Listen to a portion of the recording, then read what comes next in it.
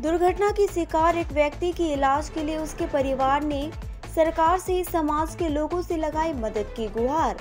उत्तर दिनाजपुर जिले के रायगंज नगर पालिका अंतर्गत वार्ड नंबर 13 के निवासी मनोज दास पिछले महीने 19 तारीख को दुर्घटना का शिकार हो गए थे।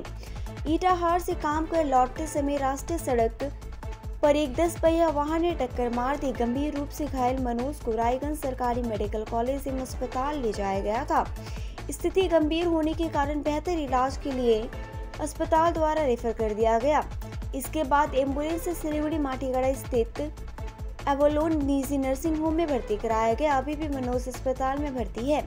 ठीक होने के लिए अभी भी बहुत सारे पैसों की जरूरत है। परिवार वालों के पास जो पैसा था वह इलाज में खर्च करके खत्म हो चुका है। मनोज के परिवार में उनकी सहपत्नी के साथ साथ उनके बुजुर्ग माता पिता, एक 9 साल का बेटा और 4 साल की बेटी है। बुजुर्ग माता पिता ने सभी से मदद की गुहार लगाई है ताकि मनोज को बचाया जा सके। परिवार का मोबाइल नंबर 8327332012 है और कोई सहृदय व्यक्ति मदद करना चाहता है तो बैंक का डिटेल्स नीचे दिया गया है।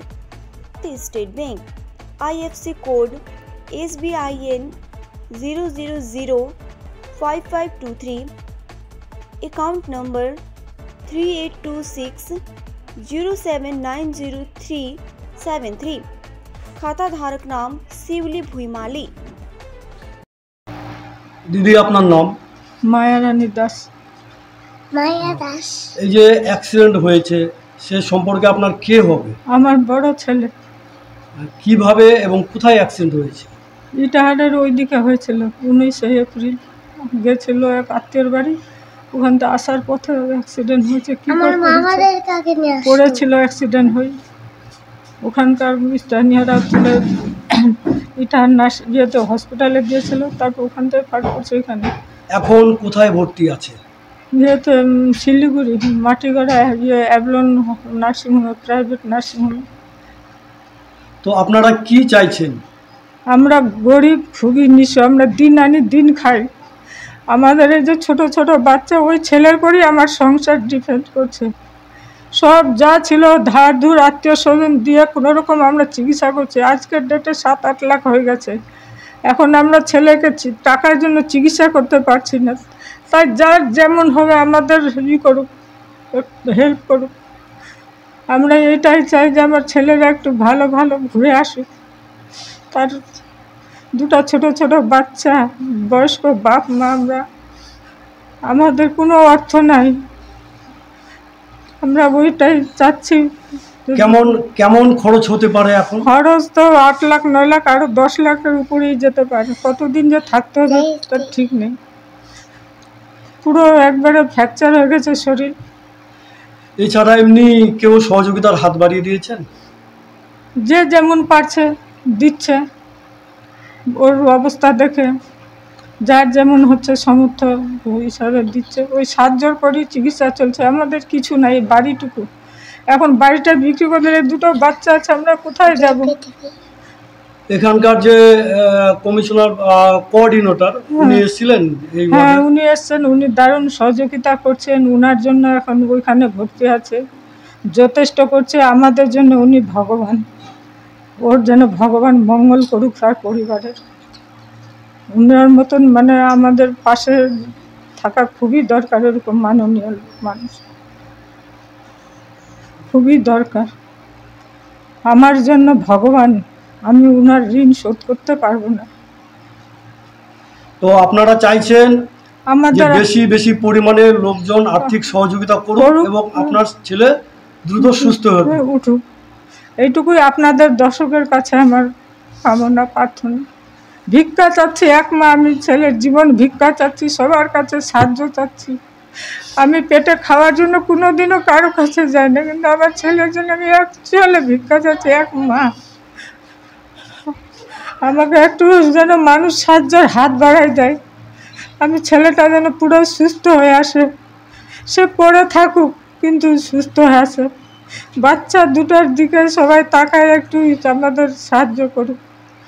আমরা দিন মজুরি দিয়ে খাই, আমাদের কোনো অর্থ নাই। আমাদের এই বান্টি ভাই কাউন্সিলর ও দয়া করছে, দেখে একটু ঘর টর ব্যবস্থা করে মাথাটা লুকাচ্ছে। আমাদের তাছাড়া কিচ্ছু নাই, আমাদের কিছু নাই অর্থ যে আমরা চিকিৎসা করবো। চিকিৎসার জন্য ছেলেটার প্রাণে যখন এসছে বেঁচে, এখান থেকেও যেন আমি চাচ্ছি দশে গেছে। এই যে 13 নম্বর ওয়ার্ডে যে একটা এই বাড়িরই যে একজন অ্যাক্সিডেন্ট হয়েছে, এই সম্পর্কে কি বলবেন? এটা ইটারে থেকে ফেরার পথে আত্মীয় বাড়ি থেকে হঠাৎ করে অ্যাক্সিডেন্ট হয় এবং অ্যাক্সিডেন্টে যখন গুরুতর আহত হয় তখন আমার কাছে ফোন আসে হাসপাতাল থেকে যে রায়গঞ্জ হাসপাতালে নিয়ে আসা হচ্ছে। তৎক্ষণাৎ আমরা রায়গঞ্জ হাসপাতালে যাই এবং ওটিতে ঢুকানোর পর ডাক্তার বলে যে ক্রিটিক্যাল আছে, না বাঁচার চান্স 90%। তো আপনারা বাইরে একবার লাস্ট চেষ্টা করতে পারেন। তো আমরা তৎক্ষণাৎ ওখান থেকে শিলিগুড়ি শিফট করি এবং শিলিগুড়িতে অ্যাভলন নার্সিংহোমের সাথে কথা বলে ওখানকার ডাক্তাররা প্রচুর চেষ্টা করে ওনার লাইফ সেভ করেছে এবং এখন প্রায় 22-23 দিন ধরে ওখানে ভর্তি আছে। তো এই মতো অবস্থায় আমরা অ্যাজ এ রায়গঞ্জের একজন বাসিন্দা, আমার ওয়ার্ডের একজন বাসিন্দাকে আমরা আত্মীয়র মতোই দেখি। তো সেক্ষেত্রে আমরা আমাদের যথাসাধ্য চেষ্টা করছি, কারণ ওনারা আর্থিকভাবে খুবই দুর্বল, মানে খুবই বলতে খুবই দুর্বল। তো সেই জায়গায় দাঁড়িয়ে আমি গতকাল নার্সিংহোমের সাথে যেটুকু কথা হয় তাতে এখন পর্যন্ত প্রায় 8 লক্ষ টাকা বিল হয়েছে। আর এটা নার্সিংহোম কর্তৃপক্ষ যা বলছেন তাতে আরও হয়তো 4 মাস বা 6 মাস বা 7 মাস থাকতে হবে ওখানে। সেক্ষেত্রে বিলটা অনেকটাই এগিয়ে যাবে এবং কাল যখন আমার সাথে নার্সিংহোমে কথা হয় তারপরেই কাল আমি একটা ফেসবুক পোস্ট করেছি যে রায়গঞ্জের মানুষ, আমি জানি যে যখনই মানুষ বিপদে পড়েছে, সে করোনা হোক বন্যা হোক, রায়গঞ্জের শুধু নাগরিকবৃন্দ সবার পাশে দাঁড়িয়েছে। তো কালকে ফেসবুক পোস্ট করার পরে বিভিন্ন স্বেচ্ছাসেবী সংগঠন যে আমাদের ওখানে আছে, সিস্টার নিবেদিতা থেকে শুরু করে ব্যবসায়ী সমিতি, সবাই মোটামুটি আমাকে অনেকেই ফোন করেছে এবং যে যা পারছে, যার যেটুকু সামর্থ্য, আমরা সবার কাছে এটাই আবেদন করেছি যে যার যেটুকু সামর্থ্য তারা যেন সেটুকু দিয়ে এই পরিবারটাকে হেল্প করার চেষ্টা করে এবং আমরা সবাই যদি সহযোগিতা করি এবং সহযোগিতার হাত বাড়িয়ে দিই, আমার মনে হয় আমরা একটা প্রাণকে ফিরিয়ে নিয়ে আসতে পারব।